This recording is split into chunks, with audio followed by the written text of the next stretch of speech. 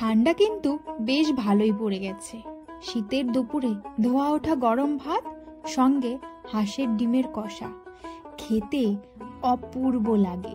আর এই রেসিপিটা যদি আপনারা করে গরম ভাতের সঙ্গে খেয়ে দেখেন তাহলে বুঝবেন এর স্বাদ অতুলনীয়।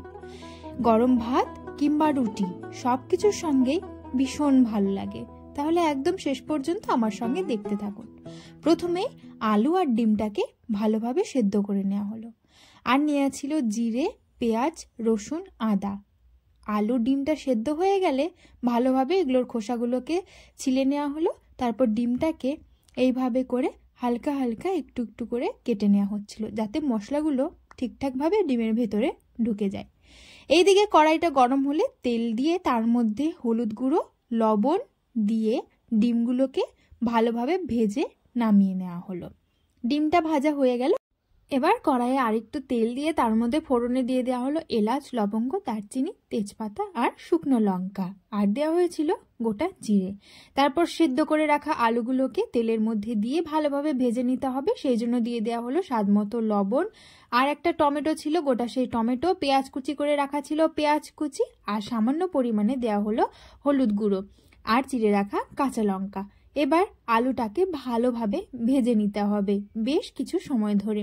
এটা খেতে ভীষণ ভালো লাগে। আর এই ঠান্ডার সময় হাঁসের ডিম খেতে কিন্তু খুবই ভালো লাগে। আপনারাও কি খেয়েছেন এই ঠান্ডার শুরুতে? তাহলে অবশ্যই কমেন্ট করে জানাবেন। আমাদের বাটাবুটি মশলার মধ্যে লাগছে জিরে বাটা আর আদা রসুন বাটা। আলুটা একটু ভালোভাবে ভাজা হয়ে গেলে সেই বেটে রাখা মশলাগুলোকে এর মধ্যে দিয়ে ভালোভাবে নাড়াচাড়া করে মিশিয়ে নিতে হবে। এইদিকে একটা বাটির মধ্যে নেওয়া হয়েছিল সামান্য পরিমাণে টক দই। তার মধ্যে দিয়ে দেওয়া হলো কাশ্মীরি লাল লঙ্কার গুঁড়ো। তারপর লঙ্কার গুঁড়ো আর টক দইটাকে ভালোভাবে মিশিয়ে নেওয়া হলো। এদিকে আলুটা তো বেশ ভালোভাবে কষানো হয়ে গেছে। তার মধ্যে টক দই আর সামান্য পরিমাণে মিট মশলার গুঁড়ো আর দেওয়া হয়েছিল একটুখানি ধনেপাতা কুচি। ধনেপাতাটা এখন দেওয়া হবে, আবার নামানোর আগেও কিন্তু অল্প একটুখানি দেওয়া হবে। ভালোভাবে নাড়াচাড়া করে মিশিয়ে একটু কষিয়ে নিলেই হয়ে যাবে। তারপর দিয়ে দিতে হবে পরিমাণ মতো ঝোলের জন্য জল। কি সুন্দর হয়েছিল খেতে আর দারুণ লাগছিল। অবশ্যই কিন্তু একদিন ট্রাই করবেন, তারপর জানাবেন আমাকে কমেন্ট করে আপনাদের কেমন লেগেছিল আজকের রেসিপিটা। এরপর আগে থেকে ভেজে রাখা হাঁসের ডিমগুলোকে একে একে ঝোলের মধ্যে দিয়ে একটু সময় নাড়াচাড়া করে ফুটিয়ে নিলেই হয়ে যাবে। তবে হ্যাঁ, নামানোর আগে দিয়ে দিতে হবে গরম মশলার গুঁড়ো। সকলের কাছে অনুরোধ করছি, প্লিজ আমার চ্যানেলের ভিডিওগুলো যদি আপনাদের ভালো লেগে থাকে তাহলে অবশ্যই আমার চ্যানেলটিকে সাবস্ক্রাইব করে আমার পাশে থাকার অনুরোধ রইল। এরপর হয়ে গেছে ঝোলটা। নামানোর আগে ধনেপাতা কুচি আর গরম মশলার গুঁড়ো ছড়িয়ে নামিয়ে নিলেই তৈরি হয়ে গেল হাঁসের ডিমের কষা বা হাঁসের ডিমের কারি, যেটা খেতে ভীষণ ভালো হয়েছিল। দেখেই বোঝা যাচ্ছে কতটা লোভনীয় হয়েছিল। তাহলে শুধু দেখলেই কি হবে? ভিডিওটিতে একটি লাইক দিতে হবে আর কমেন্ট করতে হবে। ভালো লাগলে বন্ধুদের সঙ্গে বেশি বেশি করে শেয়ার করে আমার পাশে থাকতে হবে। ব্যাস, এরপর আমি দুপুরবেলা এক থালা গরম ভাত নিয়ে বসে পড়েছি।